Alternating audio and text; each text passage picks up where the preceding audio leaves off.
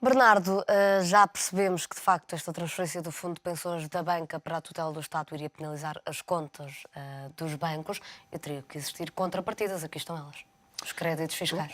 É claramente um prémio, digamos assim, que os bancos obtêm por ajudarem no cumprimento do déficit de 2011. Significa isto que, nos próximos 20 anos, quem paga são os contribuintes e a Receita Fiscal do Estado.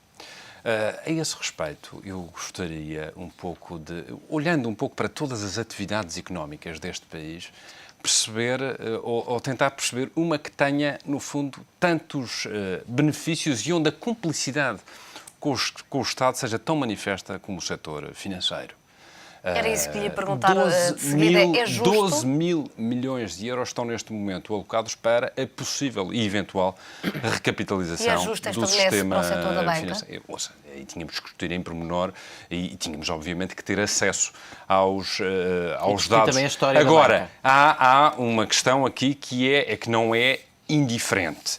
E se eu sou defensor de que a banca é essencial e, sobretudo, num momento em que, no quadro do financiamento das empresas, a banca tem que estar recapitalizada precisamente para acudir a essas situações, o que é essencial é que, no fundo, tenhamos a noção de que o cumprimento deste objetivo essencial para 2011, 5,9% do déficit, e cujo resultado vai, aliás, ser bastante mais positivo. Aliás, fala-se neste momento de que ela pode, inclusivamente, ser inferior a 5% do déficit em 2011. Qual é o preço a pagar por esta iniciativa? Eu gostaria de chamar a atenção para um aspecto, e não ficaria bem com a minha consciência, de que acho essencial que o Governo assuma claramente como prioritária a questão do financiamento à economia no próximo ano.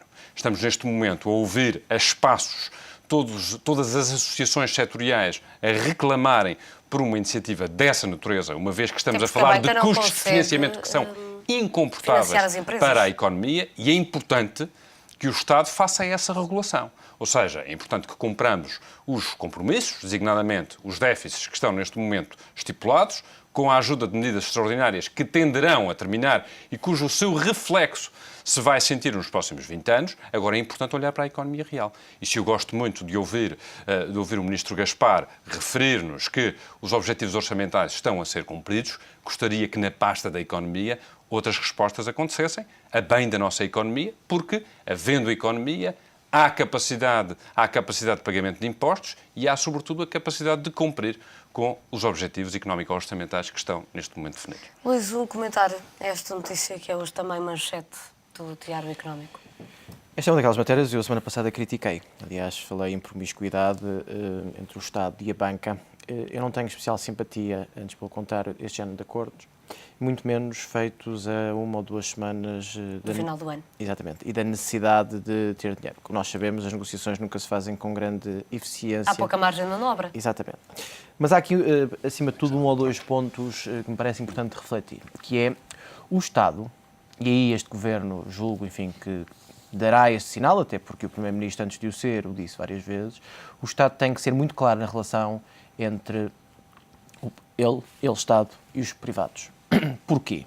Porque nós não podemos defender uns dias em que o Estado deve sair da relação entre os privados, deve sair da economia privada, onde está a prejudicar. O Estado não pode ser regulador, árbitro e jogador.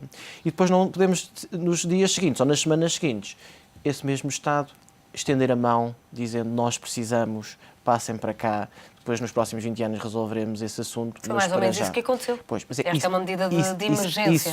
Mas isso é que não pode acontecer. Nós precisamos... Qualquer cidadão, qualquer empresa deve olhar para o Estado e saber qual é o seu posicionamento face aos particulares. E aqui eu concordo com o que o Bernardo estava a dizer.